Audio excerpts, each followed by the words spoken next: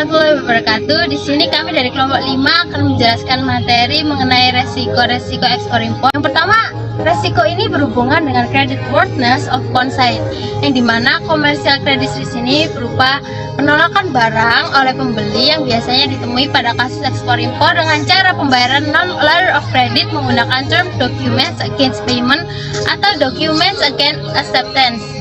Ada acceptance risk, yaitu pembeli seringkali mencari alasan untuk tidak menerima barang atau tidak membayar barang saat komoditas mengalami penurunan harga barang ataupun muncul barang substitusi pada kontrak jual beli yang disepakati dengan alasan kesalahan dokumen atau barang yang tidak sesuai dengan isi kontrak jual beli. Kedua, ada financial risk, yaitu resiko ini adalah dampak dari resiko acceptance risk yang berupa biaya tambahan yang muncul akibat dari penolakan barang atau penundaan pembayaran. Biaya tambahan yang akan muncul berupa biaya gudang, asuransi, kerusakan barang, dan ongkos konsultasi. Resiko lain yang ditimbulkan adalah berupa fluktuasi valuta asing terhadap rupiah. Semua resiko tersebut disebut financial risk. Kerugian yang terkait dengan investasi ataupun keputusan keuangan yang diambil oleh individu, perusahaan, ataupun entitas lainnya. Hal ini mencakup berbagai faktor seperti fluktuasi nilai aset, perubahan suku, bunga, resiko kredit, resiko likuiditas, resiko pasar, dan resiko operasional. Lalu yang ketiga ada operasional risk. Resiko ini berupa resiko operasional yang akan ditanggung oleh shipper seperti data shipment, lower quality, improper packing, smoothly flow of document, short wait, dan non-delivery. Risiko tersebut bisa berasal dari kelalaian aplikasi sehingga terjadi commercial credit risk. Lalu yang terakhir ada transaksional risk. Risiko ini berupa keterlibatan perbankan. Risiko ini berada pada tingkat transaksi risiko tertentu yang berkaitan dengan risk profile suatu produk. Transaksional risk merupakan faktor penting yang harus dikembangkan dalam setiap transaksi bisnis atau keuangan. Risiko ini mencakup berbagai potensi ancaman yang dapat mempengaruhi hasil transaksi, seperti fluktuasi nilai tukar mata uang, kegagalan pembayaran, atau bahkan konsekuensi hukum yang merugikan. Misalnya dalam perdagangan internasional, perubahan nilai tukar mata uang bisa berdampak signifikan pada keuntungan atau kerugian sebuah perusahaan. Begitu juga kegagalan dalam memenuhi kewajiban pembayaran dapat menimbulkan konsekuensi serius, seperti sengketa kontrak atau kehilangan reputasi.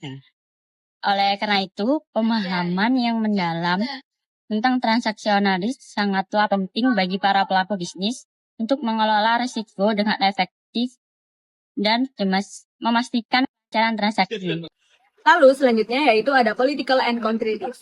Political and country risk adalah resiko yang dialami oleh perusahaan ketika melakukan kegiatan ekspor atau impor suatu barang di negara lain atau ke negara lain. Risiko ini berkaitan dengan kondisi politik suatu negara atau situasi umum yang dialami di negara tujuan atau negara asal barang.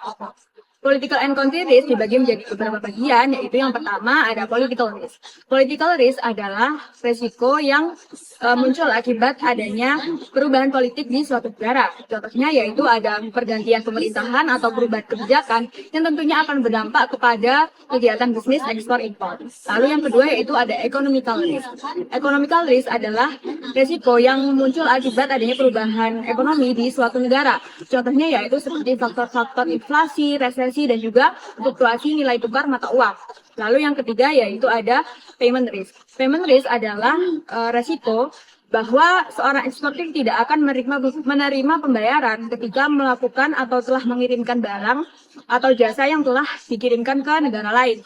Hal ini disebabkan oleh beberapa alasan, tentunya karena adanya kebangkrutan pembeli atau juga bisa penipuan dan juga ada permasalahan di sistem perbankan.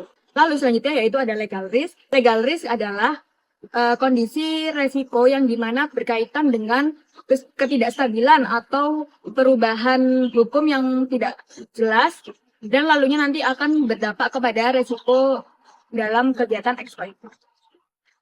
Yang kelima yaitu ada tax risk, yaitu sistem yang menekankan wajib pajak dan pengenaan pajak yang tidak rasional serta besaran pajak yang dapat diubah-ubah oleh perusahaan.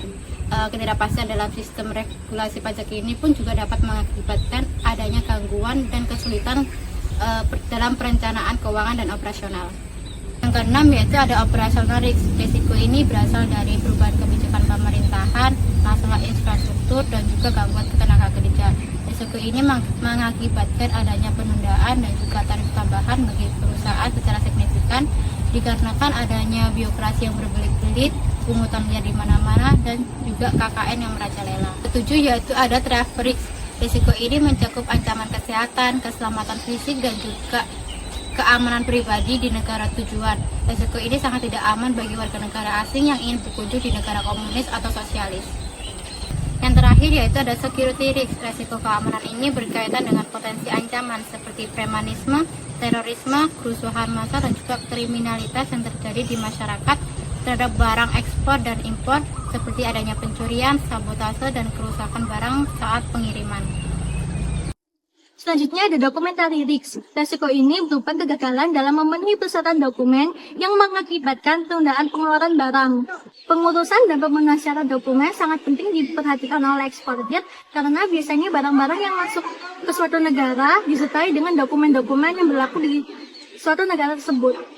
Documentary risk adalah salah satu aspek penting dalam perdagangan internasional yang melibatkan ekspor dan impor. Risiko ini berhubungan dengan berbagai dokumen yang diperlukan untuk memastikan transaksi berjalan dengan lancar dan sesuai dengan ketentuan yang berlaku. Kesalahan atau kekurangan barang dapat menyebabkan penundaan, biaya tambahan, atau kehilangan barang. Dokumen yang umum digunakan dalam ekspor impor mencakup bill of lading, commercial invoice, certificate of origin, packing list, dan dokumen-dokumen terkait dalam bea cukai. Salah satu resiko dokumentasi yang sering dihadapi adalah ketidaksesuaian atau ketidakcocokan informasi antar dokumen. Ketidakcocokan semacam ini dapat memicu pemeriksaan lebih lanjut oleh otoritas bea cukai yang berujung pada penundaan dan pemeriksaan barang. Keterlambatan dalam pengiriman barang dan perubahan regulasi juga dapat menunda pengiriman barang dan mempengaruhi validitas dokumen yang digunakan. Penipuan dokumen semacam ini dapat menempatkan perusahaan pada risiko hukum yang serius, termasuk denda dan sanksi dari otoritas pemerintah. Untuk mengurangi risiko ini, perusahaan harus memastikan keaslian dan keakuratan dokumen yang diterima dan dikirimkan, serta bekerjasama dengan mitra bisnis yang terpercaya dan reputasi yang baik. Masalah lainnya yang termasuk dalam risiko dokumentasi adalah perubahan regulasi dan persyaratan dokumen yang dikeluarkan oleh pemerintah atau organisasi internasional. Untuk mengatasi risiko ini, perusahaan perlu selalu memperbarui pengetahuan mereka tentang regulasi terbaru di negara tujuan, ekspor atau impor, dan menjalin komunikasi yang baik dengan otoritas terkait. Manajemen risiko dokumentasi yang efektif melibatkan beberapa langkah penting. Yang pertama, perusahaan harus mengimplementasikan proses pengelolaan dokumen yang terstruktur dan terintegrasi. Yang kedua, pelatihan bagi staf yang mengelola dokumentasi, ekspor, dan impor sangat penting untuk mengurangi kesalahan manusia. Yang ketiga, perusahaan dapat mempertimbangkan penggunaan teknologi seperti sistem manajemen dokumen digital. Yang terakhir, audit reguler terhadap proses dokumentasi. Secara keseluruhan, risiko dokumentasi dalam ekspor-impor dapat menyebabkan berbagai tantangan yang dapat berdampak negatif pada operasi dan keuntungan perusahaan. Dengan mengetahui berbagai jenis risiko dokumentasi dan menerapkan strategi manajemen risiko yang efektif, perusahaan dapat meminimalkan dampak negatif dan memastikan bahwa proses perdagangan internasional mereka berjalan dengan lancar. Selanjutnya ada beberapa resiko yang terdapat pada ekspor impor. Yang pertama yaitu resiko peristiwa tidak terduga.